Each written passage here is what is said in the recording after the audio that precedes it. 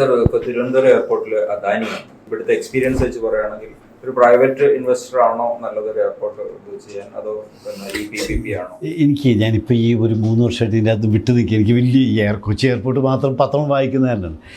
എൻ്റെ അറിവ് എനിക്ക് തോന്നുന്നു ഈ അദാനി ഏറ്റെടുത്തിട്ട് വാട്ട് ഹാസ് ഹാപ്പൻഡ് ഇസ്, അന്ന് അവർ കൊടുക്കാമെന്ന് പറഞ്ഞു എത്ര 140 രൂപ ഒരു പാസഞ്ചർ. ഇപ്പോൾ അത് പാസ് ത്രൂ ആക്കിയെന്ന് പറയുന്നത് ശരിയാണെങ്കിൽ it's a big loss to the common man. എന്നുവെച്ചാൽ ആ പൈസ കൂടെ അതായത് ഈ അദാനി ഈ എയർപോർട്ട് തിരുവനന്തപുരം എയർപോർട്ട് ഏറ്റെടുത്തപ്പോൾ ഈ said I will give the government of India 146 or something തോന്നുന്നു rupees per passenger who's passing through the airport. ഇപ്പം ഈ എയർപോർട്ട് ഇക്കണോമിക് റെഗുലേറ്ററി അതോറിറ്റി ഈയിടെ പുതിയ ഇത് കണ്ടില്ല, ഒരു പാസഞ്ചർ 900 റുപ്പീസോ ഭയങ്കര എമൗണ്ട്, ഒരു ഇൻ്റർനാഷണൽ 1500 രണ്ടൊക്കെയാണ് വെച്ചിരിക്കുന്നത്. അതിൻ്റെ അകത്ത് ഞാൻ മനസ്സിലാക്കുന്നത് ഈ 146 കൊടുക്കാമെന്ന് പറയും കൂടെ പാസ് ത്രൂ ആക്കിയെന്ന്. അതൊരു എക്സ്പെൻഡിച്ചറായിട്ട് എടുത്തിട്ട് അതിൻ്റെ റിട്ടേൺ ആയിട്ട് 18% റിട്ടേൺ. അങ്ങനെയാണെങ്കിൽ it was just pure cheating. സത്യം പറഞ്ഞാൽ നിങ്ങൾക്ക് പത്രക്കാർക്ക് ഒന്നും പ്രോബ് ചെയ്യാവുന്നൊരു വിഷയമാണ് അത്. ശരിയാണെങ്കിൽ ഇത്രയും വലിയ ഒരു സ്കാമുണ്ടോ? ഞങ്ങൾ കൂടുതൽ പൈസ കൊടുക്കാമെന്ന് മേടിച്ചിട്ട് ഞാൻ പറയുകയാണ്, ഇതും എൻ്റെ ഒരു എക്സ്പെൻഡിച്ചറാണ്, കാരണം ഞാൻ ഗവൺമെൻറ്റിന് പൈസ കൊടുക്കുമല്ലോ. അത് കാരണം അതിനെ കോമ്പൻസേറ്റ് ചെയ്യണമെന്ന് എയർപോർട്ട് ഇക്കണോമിക് റെഗുലേറ്ററി അതോറിറ്റിയുടെ ഇതാണ്. നമ്മുടെ ടോട്ടൽ അസറ്റ് വാല്യൂവിൻ്റെ 18% you are entitled to get as return. ഏതൊക്കെയാണ് നെറ്റ് അസറ്റ് വാല്യൂ ആയിട്ട് വരുന്നതിൻ്റെ ഈ അസറ്റ് വാല്യൂ കൂട്ടുന്നത് ഇൻകം മൈനസ് എക്സ്പെൻഡിച്ചറാണ്. When you say that you don't have income and your expenditure is more, ഈ said okay you charge users ഫീ.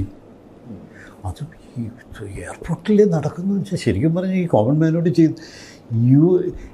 ഈ കൊച്ചി എയർപോർട്ടിൽ നമ്മൾ സെക്കൻഡറി റൺവേ പണിയാമെന്ന് പറഞ്ഞിട്ട് ഇപ്പോഴേ പൈസ വിധിക്കുക, പണിതിട്ടല്ല മേടിക്കുന്നത്. ശരിക്കും പറഞ്ഞാൽ ഇതൊക്കെ അതാണ് ഇദ്ദേഹം പറഞ്ഞ ഈ പ്രൈവറ്റ് സെക്ടർ വരുന്നതിൻ്റെ ഒരു ദോഷവശം. ആരെങ്കിലും സംഭവിക്കും, ഒരു സാധനം വരും എന്ന് പറഞ്ഞുകൊണ്ട് ഇപ്പോഴേ ഞാൻ പിരിക്കുക. കൊച്ചി എയർപോർട്ടാണെങ്കിലും ചെയ്യുന്നതാണ്. അതുമില്ല, എന്നിട്ട് ഈ പൈസ എടുത്തിട്ട് ഡിവിഡൻഡ് കൊടുക്കുക വെച്ചാൽ നമുക്കൊരു യൂസർ ആദ്യത്തെ കൊച്ചി എയർപോർട്ട് 1999 കഴിഞ്ഞ് തുടങ്ങിയിട്ട് 2003 വരെ നമ്മളിത് ഇതായിരുന്നു 500 രൂപ പിരിക്കുമായിരുന്നു യൂസേഴ്സ് ഫീ എന്ന് പറയും. 2003-04 ഡിവിഡൻഡ് കൊടുത്തു. അന്ന് ഉമ്മൻചാണ്ടി സാർ പറഞ്ഞു ഒരു രക്ഷയില്ല, ഈ പാവപ്പെട്ടതിന് 500 രൂപ പിരിച്ചിട്ട് ഈ ഡിവിഡൻഡ് കൊടുക്കാൻ പറ്റില്ല എന്ന് പറയും. പുള്ളി സ്റ്റോപ്പ് ചെയ്യിച്ചു. അന്ന് ഇവർ ഈ NRIക്കാരെല്ലാം ഒബ്ജക്റ്റ്. പക്ഷേ ഇന്നിപ്പോൾ ഏതാ ചെയ്യുന്നത്, ആ പൈസ എടുത്തിട്ടാണ് ഈ ഡിവിഡൻഡ് കൊടുക്കാൻ പോകുന്നത്. Which is being held not only in Cochin, Trivandrum, everywhere. കൊച്ചിയിൽ എത്രയാണ് നമ്മൾ മേടിക്കുന്നത്? എനിക്കൊന്ന് 500 രൂപ തോന്നുന്നു. 500 ലോവസ്റ്റാ. പക്ഷേ ഇത് വെറുതെ പിരിക്കില്ലേ. And you are getting 200 crore rupees എല്ലാ വർഷവും. 200 crore rupees. അത് നമ്മൾ കാണിക്കുന്ന ഈ റൺവേ എന്ന് പറഞ്ഞിട്ടാണ്. എന്നിട്ട് അത് ചെയ്യില്ല. നയനാർ സാറിൻ്റെ ഓരോ ഇതുണ്ട്. പുള്ളിയുടെ മീറ്റിംഗ് 12 മണിക്ക് വെച്ചാൽ തീർന്നു, ഒരു കാര്യം നടക്കില്ല. 4 മണിക്കാണ് മീറ്റിംഗ് നടക്കുന്നതെന്നുണ്ടെങ്കിൽ എല്ലാം നമ്മൾ പറയുന്നില്ല പാസ്. പുള്ളി നല്ല ഉറക്കമെല്ലാം കഴിഞ്ഞിട്ട് വരിക. ഇതൊക്കെ നമ്മൾ ഈ ഓരോരുത്തരുമായിട്ട് ഡീൽ ചെയ്യുമ്പോൾ പഠിക്കുന്ന ചില പാഠങ്ങൾ. 12:30 ആകുമ്പോഴത്തേക്ക് നയനാർ സാർ മീറ്റിംഗ് കണ്ടിന്യൂ ഷുവറാണ്, അതൊന്നും പാസ്സാകില്ല, വേണ്ടാന്ന് പറയും. അത്ര പിന്നെ ആരും ധൈര്യം. എപ്പോഴും നമ്മൾ തോന്നുന്നു ഞാൻ ഈ മീറ്റിംഗ് പറയുമ്പോൾ 4:30 മതി എന്ന് പറയും. ഇവർ 11 മണിക്കൊക്കെ പറഞ്ഞാൽ ഞാൻ പറയും 4 മണിക്ക് മതി. നല്ല പുള്ളി നല്ല ഫ്രഷായിട്ട് വന്നിട്ട് പിന്നെ ചിലപ്പോൾ ഒക്കെ ഇങ്ങനെ ഈ പുള്ളിയുടെ മീറ്റിങ്ങൊക്കെ ഡൈവേഴ്സ് ചെയ്ത് പറയും. അതായത് ചിലപ്പോൾ ഒക്കെ ഇങ്ങനെ ദേഷ്യം പുള്ളിക്ക് നമ്മളോട് ഇഷ്ടമാണെങ്കിൽ ഈ CP നായർ സാർ ചീഫ് സെക്രട്ടറിയാണ്. അങ്ങനെ എന്നെ പണ്ടേ കണ്ടിന്യൂ കാണില്ല. എന്നിട്ട് എന്തോ ദേഷ്യ ഇങ്ങനെ പറഞ്ഞു ഇങ്ങനെ ഇരുന്ന് പറയാം. എന്നിട്ട് ഇങ്ങനെ ഇരുന്ന് കണ്ണടച്ചിരിക്കുക നായർ സാർ.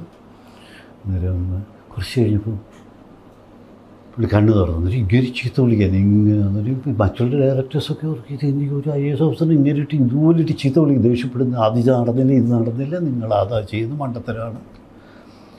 പുള്ളി എന്താടാ എന്ന് ചോദിച്ചു. ഞാൻ പറഞ്ഞു സാറേ ഇങ്ങനെ ഇതൊന്ന് പാസ്സാകും. നായരെ നിനക്കെന്തോ പ്രശ്നം? ഏത് ചീഫ് സെക്രട്ടറിയുടെ ചോദിക്കുന്നത്?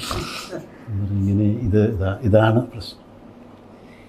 ഒരു ദേഷ്യപ്പെടും. നമ്മൾ വല്ല റെക്കോർഡിംഗ് ആണെങ്കിൽ നമുക്ക് അത്ഭുതപ്പെടും. എടാ നായരെ, നീ തിരുവനന്തപുരത്തിന് പുറത്ത് ഇതുവരെ ജോലി ചെയ്തിട്ടുണ്ടോ? ചീഫ് സെക്രട്ടറി ചോദിക്കുന്നു. നീ സബ് കളക്ടറായിട്ട് ഇവിടെയായിരുന്നു, കളക്ടറായിട്ട് ഇവിടെയായിരുന്നു, നീ തിരുവനന്തപുരത്ത് കഴിഞ്ഞ് അല്ലാത്തൊരു സ്ഥലം കണ്ടിട്ടുണ്ടോ? നിനക്ക് എന്ത് വിവരമുണ്ട്? നീ പ്ലെയിൻ കണ്ടിട്ടുണ്ടോ? നീ പ്ലെയിൻ കണ്ടിട്ടുണ്ടോ? ഇപ്പോൾ എയർപോർട്ട് കണ്ടിട്ടുണ്ടോ? നിനക്ക് എന്ത് വിവരം? അവനാണ് വിവരമുള്ളത്. നിനക്ക് എന്താടാ പാസ്സാക്കുന്നത്? ഞാൻ പറയും ഇത് പാസ്സാക്കും. പാസ്റ്റ്. നമുക്ക് ചില ഡയലോഗ്സൊക്കെ നമുക്ക് ചിരി. പുള്ളി അത് പാസ്സാക്കി. അത് കഴിഞ്ഞ് പിന്നെ പുറത്തേക്ക് ഇറങ്ങുമ്പോൾ എനിക്ക് അങ്ങനെ വിളിച്ച് കുറേ ചെയ്ത് വിളിച്ചു. അത് വേറെ വശം. CIAയിൽ ഇത് ഈ പുതിയ പ്രോജക്റ്റ് ബിഡ് ചെയ്യുന്ന നേരം ഗവൺമെന്റുമായിട്ട് ടൈപ്പ് ചെയ്തിട്ട് you had actually bid for Mangalapuram. അതെന്തായിരുന്നു? What was the thought behind it? അതിനനുസരിച്ച് നമ്മൾ ഒരു എക്സ്പാൻഡ് ചെയ്യണമെന്നുള്ളതായിരുന്നു. നമുക്കൊരു പുതിയ ടേം ഇതായിട്ട് വേറെ സ്ഥലത്തും കൂടെ ഇത് ചെയ്യണമെന്ന്. പക്ഷേ നമ്മൾ ഈ ചെറിയ കുളത്തിലെ തവളയായിട്ട് ഇങ്ങനെ ഇരുന്നിട്ട് എന്താ കാര്യം? You should get in. ഞാൻ എൻ്റെ ഒരു വ്യൂ, മറ്റുള്ള എയർപോർട്ട് ഏറ്റെടുക്കണം, വേറെ എയർപോർട്ട് പണിയണം, 2 പവർ സെക്ടർ പോകണമെന്നുള്ളതായിരുന്നു. പിന്നെ ഈ മറ്റേ വാട്ടർ വേയിൽ ഒരു ഇത്രയും വലിയൊരു project, so much they have something. എൻ്റെ അറിവ് വെച്ചാൽ ഓൾമോസ്റ്റ് 900 crore ക്യാഷ് വിത്ത് CIAയിൽ നിന്ന്. ഈ പൈസ വെച്ചിട്ട് നമ്മൾ എക്സ്പാൻഡ് ചെയ്യണ്ടേ? If you are investing 1,000 crores, the impact will be 3,000 4,000 crores. അങ്ങനെ നമ്മളങ്ങനെയല്ലേ ഒരു ബിസിനസ് എന്ന് പറഞ്ഞാൽ നോക്കണ്ടേ? ഇത് is no point in holding that money, ക്യാഷായിട്ട് ഹോൾഡ് ചെയ്യുന്നതിൽ. എന്നുവെച്ചാൽ ഈ റൈറ്റ്സ് ഇഷ്യൂൻ്റെ ചോദിച്ച ചോദ്യം ഉണ്ടല്ലോ, റൈറ്റ്സ് പബ്ലിക് ഇഷ്യൂ ചെയ്യാതെ റൈറ്റ്സ് ഇഷ്യൂ ചെയ്യേണ്ട ഒരു ആവശ്യമില്ലായിരുന്നു. എന്തിനാ നമ്മളൊരു റൈറ്റ്സ് ഇഷ്യൂ ചെയ്യുമ്പോൾ നമ്മൾ ചോദിക്കില്ല എന്തിനാണ് നിങ്ങൾ ഈ പൈസ മുടക്കുന്നത്? യൂസേഴ്സ് വെച്ചിട്ട് നമ്മൾ റൺവേക്കാന്ന് പറഞ്ഞിട്ടുണ്ട്. ഇത് കൂടാതെ ഈ പൈസ കൂടെ പിരിച്ചു. അതെന്താണെന്ന് വെച്ചാൽ അവർ തമ്മിലുള്ളൊരു വഴക്കായിരുന്നു.